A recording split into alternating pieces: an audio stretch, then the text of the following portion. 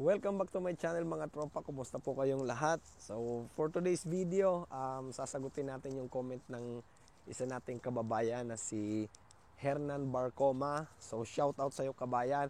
So nagtatanong kasi siya, sabi niya, "Boss, tanong ko lang, meron kasing isang recruitment agency dyan sa Toronto, Canada.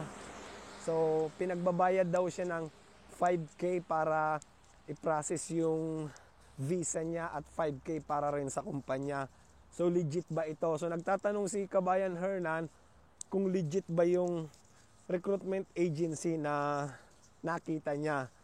So ayun kabayan, bago natin simulan yung video natin, gusto ko lang po muna palang magpasalamat sa mga bago nating subscribers. So isi-shout out ko lang, shout out Jay Costas at si Boss Eliseo Bidanya. So ito na rin shoutout na rin natin ito si Kabayan Hernan. So shoutout. Maraming salamat sa mga bagong subscribers at sa mga magsusubscribe pa lang in advance. Gusto ko po kayong pasalamatan. So ayun guys, isa sa palatandaan kung gusto nyong malaman kung legit ba o hindi yung agency na a-applyan ninyo is pumunta kayo sa DMW, sa website ng DMW. So ano ba yung DMW? So yan po yung Department of Migrant Workers. So yung Department of Migrant Workers, meron yan listahan ng mga legit na agency na talagang nakakapagpaalis ng mga aplikante papunta sa ibang bansa. So ayan po ang isa sa palatandaan. Pumunta kayo sa DMW. Kung wala doon sa listahan ng DMW yung agency na a-applyan ninyo, so magdalawang isip na kayo kabayan, na kung tutuloy pa ba kayo mag-apply, kasi lahat po ng nasa listahan ng DMW is talagang legit na agency yan. So kung wala dyan, medyo magdalawang isip ka na. It's a red flag, So pangalawa kabayan, kung hinihinga na kayo ng bayad bago pa man kayo mag-apply, hinihinga na kayo ng bayad ng agency ninyo, kung kahit na wala pa kayong siguradong papasukan na trabaho. Kasi kabayan, ang mga legit na agency, nang hihingi yan ng bayad once na meron ka na talagang trabaho na papasukan. So baga pipirma ka na ng kontrata. So syempre yan naman yung ginagawa ng agency So tutulungan nila kayo na hanapan ng trabaho, and then syempre may mga payment kayong kailangan bayaran sa kanila. Pero yun hinihingi nila kapag siguradong may trabaho ka na mapapasukan. Kasi pag nahiningan ka na ng agency kahit wala ka pang trabahong papasukan, it's a red flag mga tropa. So magdalawang isip na kayo na ituloy yung pag-a-apply ninyo kung naniningil na kahit na nag-a-apply pa lang kayo. So it's a red flag. So ayun, pangatlo mga tropa is yung mabilisang hiring process. So kasi mga tropa, kapag nag-apply ka sa isang legit na agency, it takes time. Transparent ang mga mga processing. Kumbaga dadaan ka talaga sa proseso. It takes time kasi hindi lang naman ikaw yung nag-a-apply sa isang agency. Marami kayong aplikante. So baga, ang pag-deploy niyan is batch by batch.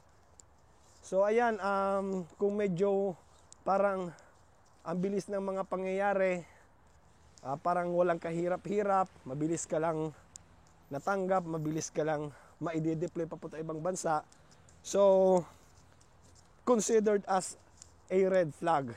Kasi hindi ganun mga tropa Ang isang legit na agency talagang dadaan kanya sa proseso. So hindi ganun kabilis. It takes time. So ayun mga tropa, pang-apat, kung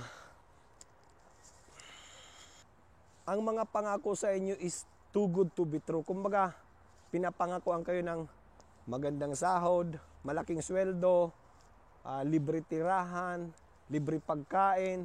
So kumbaga yung mga pangako sa inyo is pinapaganda nila, or maganda yung pangako nila sa inyo para kumbaga maengganyo kayo na okay to. Syempre sino ba naman yung tao na ayaw ng malaking sahod, libre lahat. Pero mga tropa, it's very unusual kasi once na nag-abroad ka, depende yan sa trabaho na papasukan mo. Kunyari, katulad ko, warehouse worker ako, ang minimum na sahod lang naman ng warehouse worker is papalo yan ng $18 to $19 per hour. So, kung papangakuan kayo ng warehouse worker yung gusto mo applyan, bibigyan kita ng $22 per hour, libre lahat. So, kumbaga, sino ba naman yung ayaw nun na malaki yung sahod tapos libre pa lahat? Pero, yung totoo, hindi naman.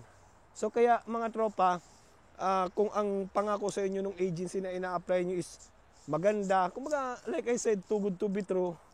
So, consider as a red flag kasi hindi ganun mga tropa eh. Bibihira may makikita kang ganun, may makikita ka na libre lahat, malaki sahod, pero again, depende sa trabaho mo kung anong klaseng trabaho ang papasukan mo. Kaya mag-ingat kayo mga tropa sa pag-a-apply nyo sa mga agency.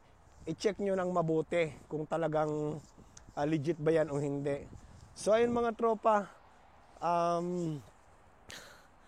sana bago natin tapusin yung vlog natin ngayon, sana nasagot ko yung katanungan mo, kabayan Hernan Barcoma.